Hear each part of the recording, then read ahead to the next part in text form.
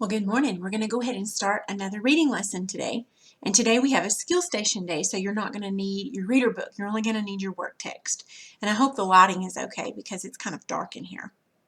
Okay, so today we're going to talk about something called propaganda. This word right here. Have you ever heard of that word? Well, have you ever seen a commercial on TV or on the internet? Have you ever seen a piece of paper that comes through the mail that's trying to get you to buy a new car or trying to get you come to the store to buy something? Okay, well, propaganda uses emotion to influence people's opinions or actions. So it's kind of like a commercial or an advertisement, but they use propaganda as something where they work with your emotions. So one, especially one who is a Christian, needs to be very aware of propaganda because there's a lot of propaganda out there today that's going on people's emotions, a lot of propaganda. So let me start out by asking you a question. Would you rather be called a bookworm or would you like to be called someone who likes to read? Probably someone who likes to read, right? Not really a bookworm. That's not a bad name, but someone who likes to read versus a bookworm, I think so. Would you rather be called a good student or the teacher's pet? Well, if you're called the teacher's pet, automatically your peers have something against you, right? So to be called a good student would be better, right? So a lot of times words that we use to describe other people, even though they're not mean, sometimes they don't go over very well. So what would you think about someone that was called the bad kid? They got in trouble all the time and they were called the bad kid. What would your initial thought of the bad kid be? That they're a bad kid, right? I'm going to stay away from that. That's a bad kid. But what if you found out that this girl or boy or whoever they were, their parents criticized everything that they did. They never went to any of their games or their activities that they did, and they didn't have a great home life. What would you think then? Well, maybe not the bad kid, but maybe the kid that doesn't have a good home life, perhaps. So we have to be real careful. Would your opinion change if you learned if you learned the truth about her? Of course. So a lot of times we might, for instance, I like to read, but I wouldn't consider myself a bookworm. A bookworm means that they're constantly in the book. So sometimes when we learn the truth about people or things, then we go to find out that the name that they were labeled with isn't always true. All right, so let's look at these things right up here. Now we're not going to look at this yet. We're going to look at this side called name calling. Now you always think of people just calling people names. Okay, well that's true. But you know that's not always the case for kids. It's not just kids that do that. Look what she's saying about her. I can tell the new girl's a snob. She's saying that about her. She doesn't know anything about her. She's the new girl. What's another thing that you might hear someone doing name calling? Maybe in politics. We have a lot of name calling right now in politics. Both sides, Republican, Democrat, and others, calling each other names and spreading untruths about people. All right, well, what about this? Have you ever seen an advertisement that said everybody has one of these? You've got to have one.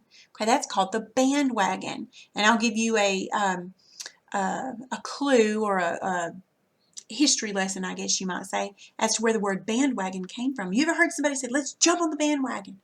Well, back in the day, a long time ago, they would have parades. Cities would have parades. Well, they'd have these big carts or big wagons being pulled, and the band would be playing on this big wagon or this big thing that was going down the road.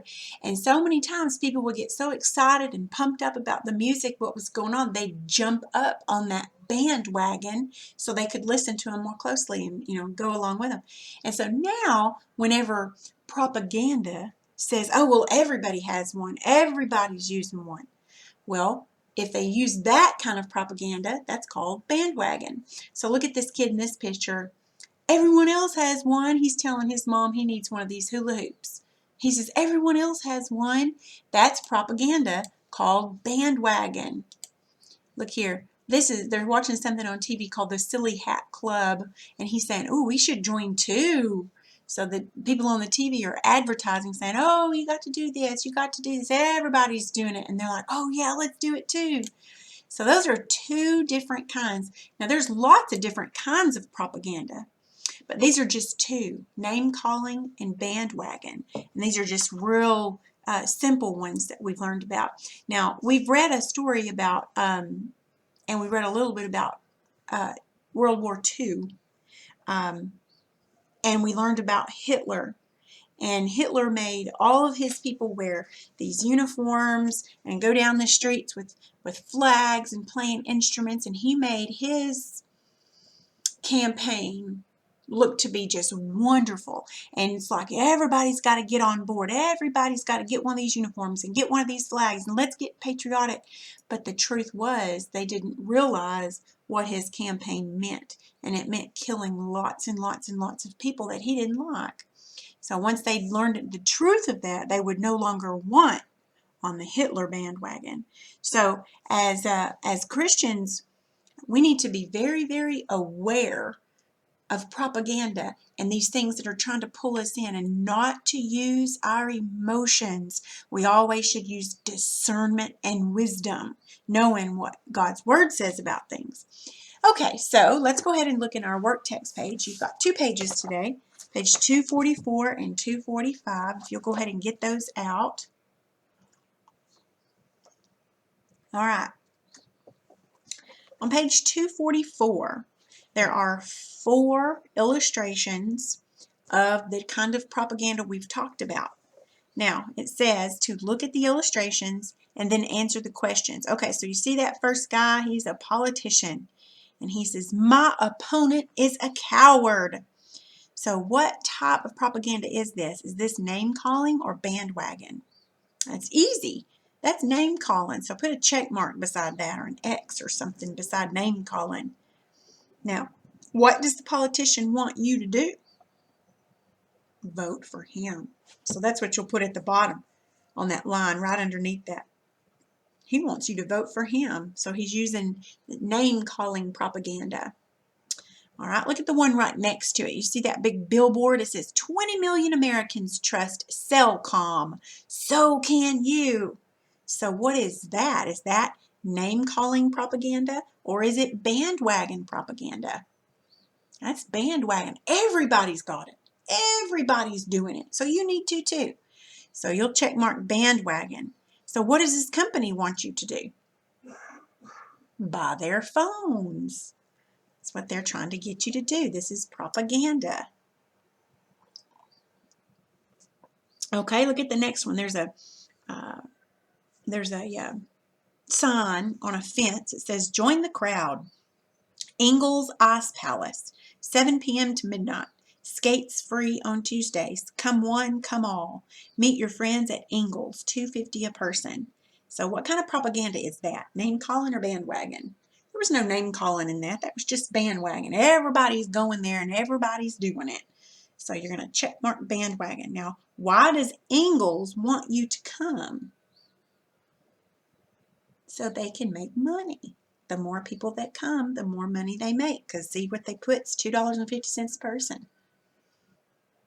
And look at the last one.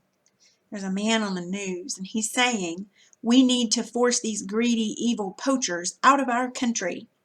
So that is name-calling propaganda. Is the announcer trying to make someone act from love or anger?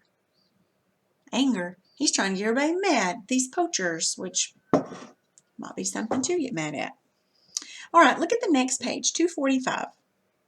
Now these are 2 countries, Harned and Sandusky. They've lived in peace right next to each other for several centuries, and now they're having a disagreement. Now let's look at the Harned Gazette. You see that? And then there's the Sandusky Sentinel. All right, so let's look at the Harned Gazette. It says, "Sandusky refuses to accept railroad. The people of Sandusky are too narrow-minded to understand why our countries need a railroad track.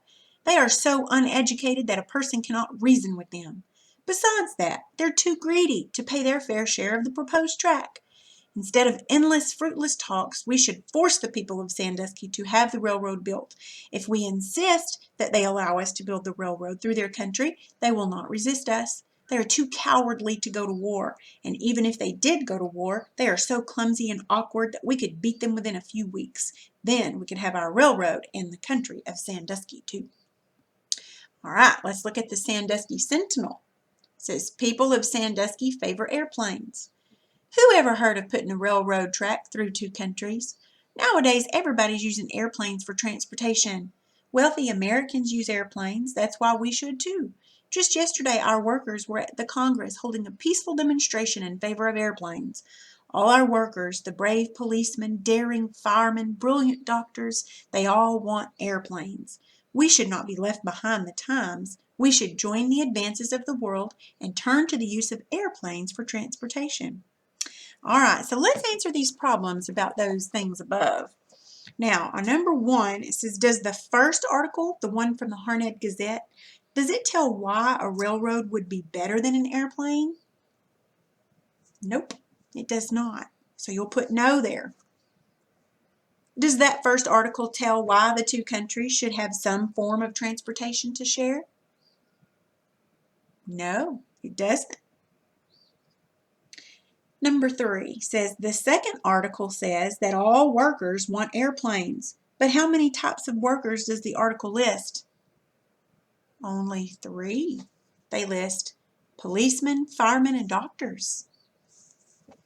Number 4, which newspaper is using name calling? That's the Harnett Gazette. And number 5, which one's using the bandwagon method? And that's the other one, Sandusky. Sandusky's saying, oh, everybody's got airplanes, so we need to have airplanes. That is bandwagon propaganda. The other one is using name-calling propaganda. Okay? All right, good. Now, you don't have an assignment, but really the only assignment you do have is today.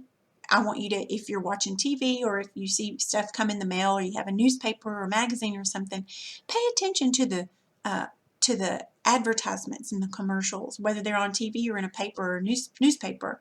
Pay attention to those and see if you can start pointing out different kinds of propaganda. Okay?